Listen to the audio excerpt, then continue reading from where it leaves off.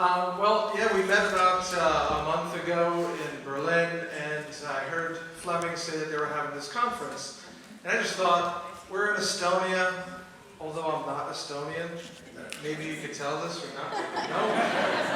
I'm originally from New York City. I was born and raised in Brooklyn.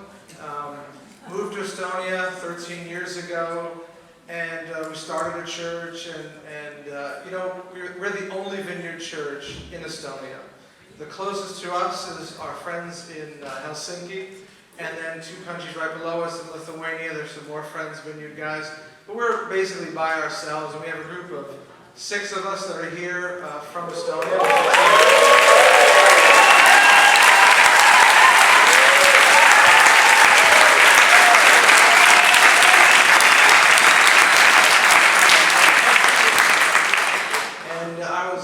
Quite inspired in Berlin with the European vision of seeing churches being planted all over Europe. And so I'd asked Fleming, would it be okay if some of us came from Estonia? And he said, please come. And these last couple of days have just been great for us. It's inspiring to see what God is doing, because if God can do it in the Nordic countries, He can do it in the Baltic countries. And so as a matter of fact, with our Lithuanian friends, we're conspiring to see how we can see a church getting planted in Riga, Latvia. So we're quite excited about what God is going to do.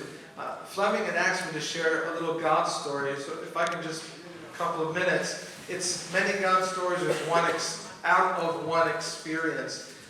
When this year started, we had great expectation for what God was about to do. 2013 was very significant for me. It represented 20 years of being in ministry, my 13th year living in Estonia. So this was a big year for me. Our church just celebrated our 10-year anniversary, and on my birthday, January the 4th, I signed the contract to buy a building for our church, which doesn't happen in Estonia much at all. And then all of that changed. On January the 19th, I had a massive heart attack. And I should be dead. Literally. I found out later. Thankfully, they didn't tell me when I was in the hospital. That would have really freaked me out. But I had 2 of my arteries to my heart were already closed 100%. The one blood vessel that was entering my heart was 80% closed, and I was on my way out. At around 3 in the morning, my wife woke up. I was in tremendous pain. We couldn't figure out what was going on. The last thing I'm thinking about is heart attack. I'm 42 years old. I was not thinking heart attack. My wife got up about 3 o'clock, 4 o'clock in the morning, and she said she smelled death in the room. There was no other way for her to explain it. Around the same, she began to pray, obviously.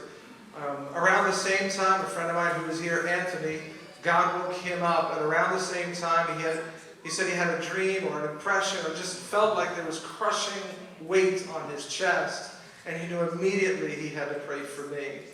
And he spent the time praying for me. I didn't know this until much later. I spent the next 7 days in intensive care, 3 more days in a regular hospital room, and during that time, many people say, you feel the prayers as they support you. I really did feel supported as friends from all over the world found out about what was happening to me and began to pray. But there was one specific experience I'd like to share. One night, it was about the 3rd day into the hospital in ICU. There was death literally all around me because people just coming and going with really serious problems. I was recovering, but it was really, really touch and go. And I was facing when I'm attached to all these machines, and I'm facing one night to one side trying to fall asleep. And the best that I could explain it or express it is there was a dark presence in my face. It was as close to me as I could just look up, and there it would be. And it was just the most uncomfortable, sick feeling. It was terrible. And I just said, oh, Lord, help me turn over. And I kind of was able to move to the other side. But on the other side of my bed, as close as this other presence was this massive light. I can't explain it except it was light, it was massive, it was big, as tall as the ceiling. I knew someone was right next to me. And every once in a while, when I was feeling bad, I'd literally feel someone stroke my head, like it was going to be okay. During the next couple of days, people, like I said, were praying everywhere. My brother happened to be in Uganda at a pastor's conference speaking, and he told my story. And then he said hundreds of Ugandans were praying. And when Ugandans pray, they pray loud, and they don't stop till they get their answer. And two ladies came over to my brother, and they said, "You tell your brother, he will live and not die."